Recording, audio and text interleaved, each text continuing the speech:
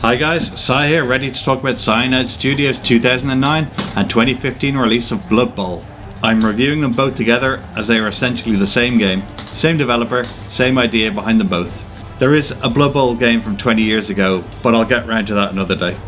The Blood Bowl games are a direct translation of the latest living rulebook, Blood Bowl Rules, which was originally conceived in 1986, although through the community tampering, it has become a refined rules system. I have great things to say about this as a whole, and I'm sure anyone that has played it has a wish list of niggles that could have made it even better.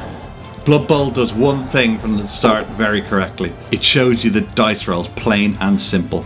These virtual dice rolls can at times feel loaded against you, but that's the reality of the board game too.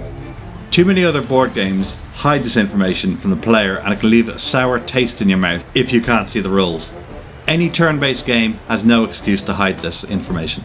From the startup menus to getting into the game, the aesthetic is spot-on fantasy football, just as you expect. The model quality in both games is very nice, with lots of customization options for those that are into that sort of thing.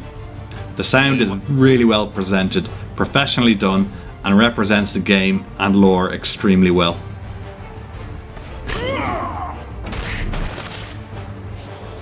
In fact, it's very pleasant to see the progress in graphics and UI in Blood Bowl 2. The online play is much improved in Blood Bowl 2, as the first one suffered from some confusing login options. Seriously, to get a game against a friend in Blood Bowl 1, it took a bit of time to understand how to set it up, and even then, the few games I played of it, you started with an upgraded team which wasn't ideal. The game works well cross-platform, and they release separate versions for mobile and tablet, which is a correct way to make a playable game.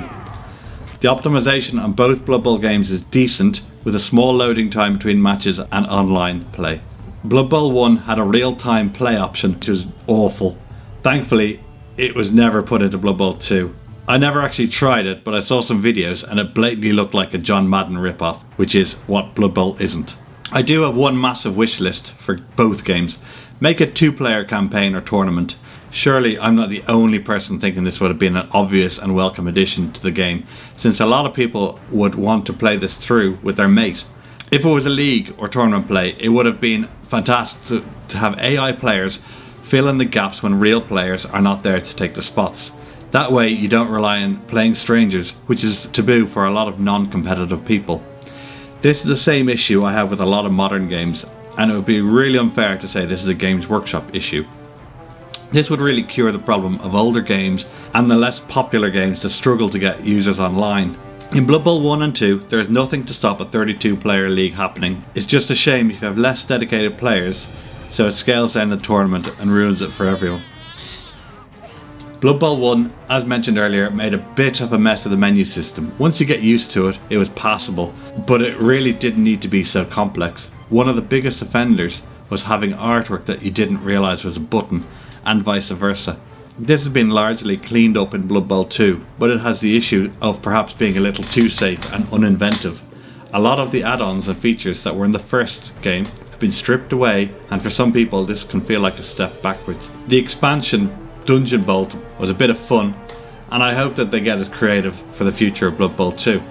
Currently it seems they are just re-releasing teams, which can feel a little extortionate if you already own them in Blood Bowl 1. I've only played a few games of Blood Bowl 2 simply because I felt like I've done it all before and I'm starting afresh. Simply put, Blood Bowl 2 is a superior game, and if you're to pick one, get it. But don't expect to be blown away with new features. Blood Bowl 2 has a lot of new camera angles and controls, but it straight away lets you use your familiar Blood Bowl 1 controls. This point almost feels like they were afraid to try anything new. Even how cutscenes are used and voice acting is all the same tempo and pace as the first game. I stress that this is not a bad thing to have this familiarity, but it's also one of its biggest drawbacks. Overall, Blood Bowl is a really great example of when to use the board game model. Even with the second game improvements, I feel like it could have had more game modes included to get the original players back invested. But instead, their focus seems to be on polishing the original game again. Blood Bowl 1 and 2 deserve high praise as tabletop conversions, and I will rate them 8 out of 10. Thanks for watching. Let me know what you think of the review and what I should review next. Cheers guys. Watch this, Jim. Once you wind these players up, there's no stopping them.